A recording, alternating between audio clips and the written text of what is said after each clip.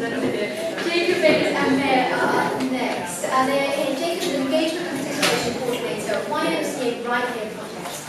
They work with a team of youth ambassadors and volunteers to improve health outcomes for young people locally and nationally.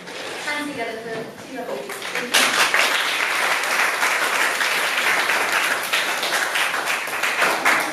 Hello, good morning. My name is Jacob, as you just heard.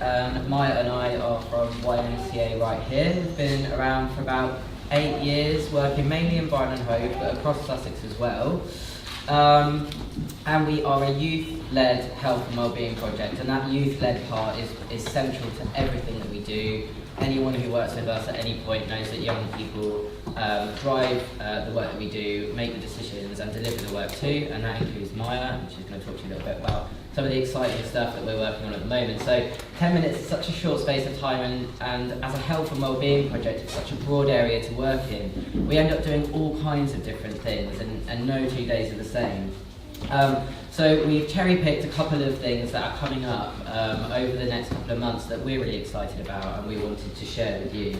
But on top of those things, we do lots of local and national campaigns around all kinds of issues, from mental health to sexual health. We do consultations with young people, so we deliver sort of a young health watch offer here locally, and we talk to young people about all kinds of health and social care services, how they're doing, how they could be better, and we work with those services to make that happen. And we work very, very closely with local schools, working on raising mental health awareness, equipping young people with resilience tools, and breaking down stigma in school communities, and that obviously includes staff too. So I'm just going to let Maya introduce herself a little more and talk about her role. Hi, I'm Maya. I'm a youth ambassador and have been for around 6 months now. And what that involves is attending regular meetings every week with other youth ambassadors, and we talk about latest issues that come up in the news or that we've noticed in the local community around mental health and wellbeing, and then we conduct all kinds of research, we create campaigns, resources, and generally different every week. We're always doing all kinds of things, and it's really fun. And we always, if you know any young people, get them involved as well. Yeah. Any young people locally aged 16 to 25 can get in touch if they want to get involved. So the first thing I'm going to talk about is I Am Whole. Can I just see a quick show of hands of anyone who's heard of I Am Whole before? Okay, so a few people, there's lots of prime people that haven't, so that's good. So I Am Whole was a mental health campaign we launched along with the CCG here in 2016. So some young youth ambassadors from right here came together with the NHS, the CCG, and I Am Whole was born. So if I reference people drawing circles on their hands and posting them online, sometimes people remember that more than the I Am Whole sort of strapline itself. But it was all about challenging stigma. And there was a big piece of national research done which kind of pointed out the need, and lots of people have referenced that today. But challenging stigma in communities of young people and in schools.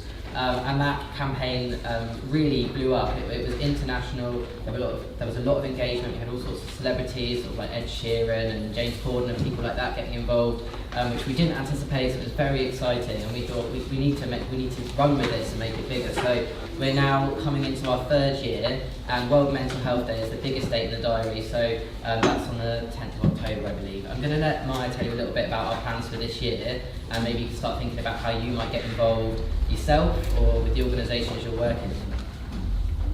Yeah, so the main thing we're focusing on this year is Whole Hour, which will be on October 10th.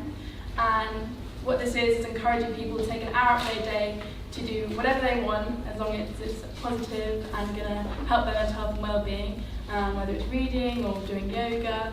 And we're arranging all kinds of events around Brighton and Hove. Just had a meeting about this last night. There's going to be local music colleges getting involved. They're doing projects all around the town. It can be on a small scale, just doing something amongst yourselves or with family or friends, or with schools and stuff like that. So just taking an hour out and focusing on it yourself and doing something positive. So do check out our social media, because we'll be releasing a challenge sheet very, very shortly. It doesn't have to be a whole hour, but we're somewhere within that hour, we're just asking people to think about their mental health, talk about it if that suits them, or just do something that makes them feel good. So hopefully you can all achieve that, even if it's just for 5 minutes. Do get involved, get your organisations involved. We have a challenge sheet specifically for businesses and organisations, for schools, so it doesn't matter how old you are, please get involved, join in online, and let us know what you've been up to. The second thing I'd just like to talk about, because I think it's very relevant for lots of us here, particularly if we're local, is a campaign we've been working on over the last month or so, and it's going to be launching in early October, and it's called Keep Calm and Talk Drugs, Keep Calm and Talk Drink, Keep Calm and Talk Smoke. So we've heard a little bit about kind of substance use and how that impacts on young people, whether it's their own or someone else's. And this campaign really aims to kind of challenge that just say no mantra and be a little bit more intelligent about it, like we were saying. And it's aimed at parents and carers, actually, and it's all about sort of increasing confidence and equipping parents and carers with the tools they need to talk to their young people about these issues. So there's all kinds of different tools that we're going to have on the website. There's some short films of young people, parents and carers talking to each other, modelling different kinds of conversations we can have about these issues. How do we start them? Sometimes it's really difficult, and we were hearing from parents and carers on both sides, and young people. So from both sides, like, we want to talk about it, but we just don't know how. It feels awkward, it feels embarrassing. So we're really hoping this is going to be a useful resource for young people, parents, carers and professionals. So please do keep an eye out for the Keep Calm and Talk campaign. So we're really keen to get people using that. We think it's going to be really, really helpful locally. And the last thing I'd just really quickly like to draw your eye to, I'm not sure exactly how much time we've got left. Thank you. Sorry? You're good. Okay, we're good. Is just our guide around kind of suicidal thoughts. So it's actually in your booklets. So this is a new guide that was designed and written by youth ambassadors, and it came from kind of working locally with colleges and things like that. I think Maya would say a little bit more about it. Yeah, so basically the youth ambassadors went into local colleges and did focus groups with teachers and students, and yeah, it's really aimed at just helping people through having suicidal thoughts or helping someone who they might be concerned about having them, and yeah, just making a difficult topic a bit easier to get through, and it's got strategies and tips and lots of links to places they can go, and yeah, just similar to the Let's Talk, it's just about helping people who might not know what to do. So that's one in a kind of little suite of resources, like pocket guides that we have for young people, and we get a lot of feedback about them. People find them very useful in terms of kind of their size, because they come in a little fold-out kind of card that you can sort of slip in your back pocket or something like that, and also the tools inside. So if you or your organisation would like any of those, you can get in touch with us and order them. If you're local, they're completely free. We can either send them out to you or you can come and collect them.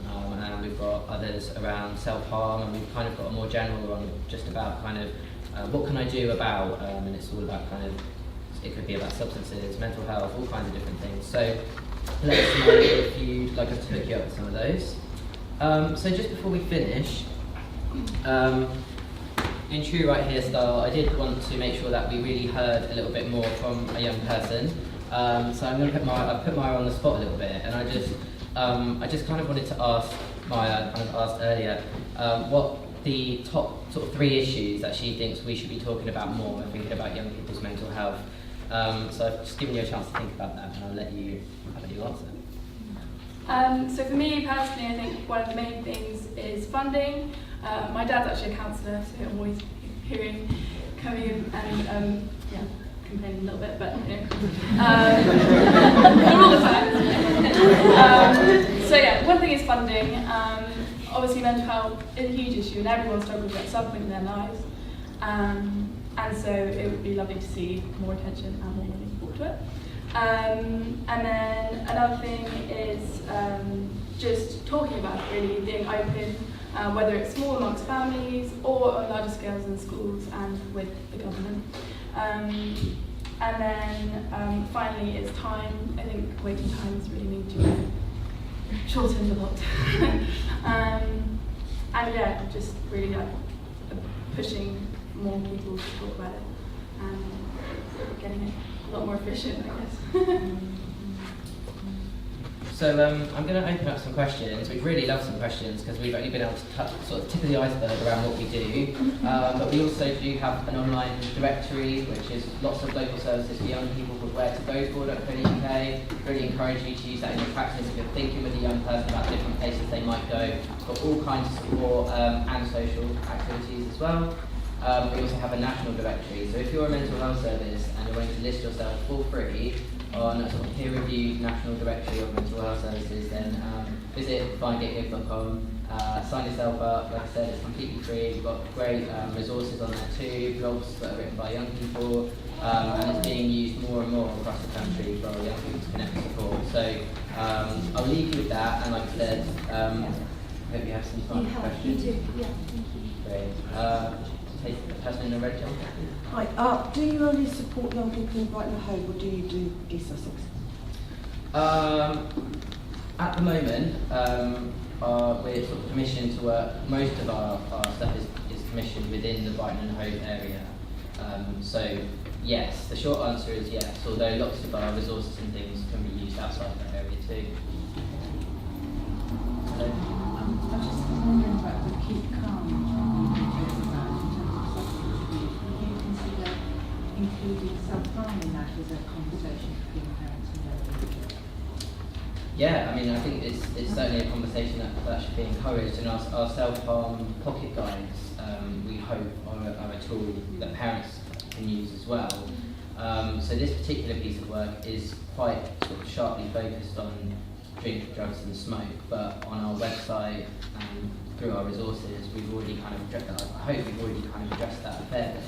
If you feel that there's more that needs to be said and there's something missing, let us know, because we'd love to do some more work around that. It's something we're always talking about. Yeah, thanks. Hello. Okay, with the keep calm and talk, or talk about those issues, like what Josh was saying, is there a correlation between, as well as saying no, kind of asking why they might need to do those things, and what trauma they could be trying to cope with and why they're using those substances, like offering them support for the trauma as well as just saying you shouldn't be doing that?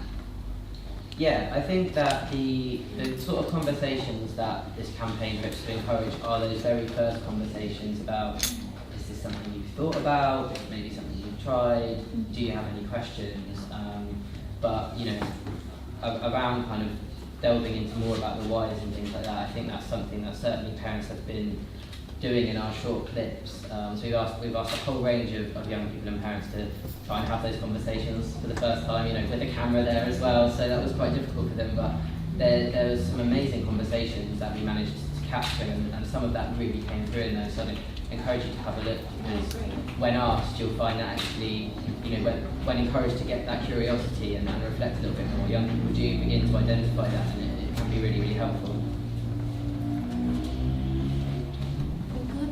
Is there anyone else? All okay? Thanks for having us.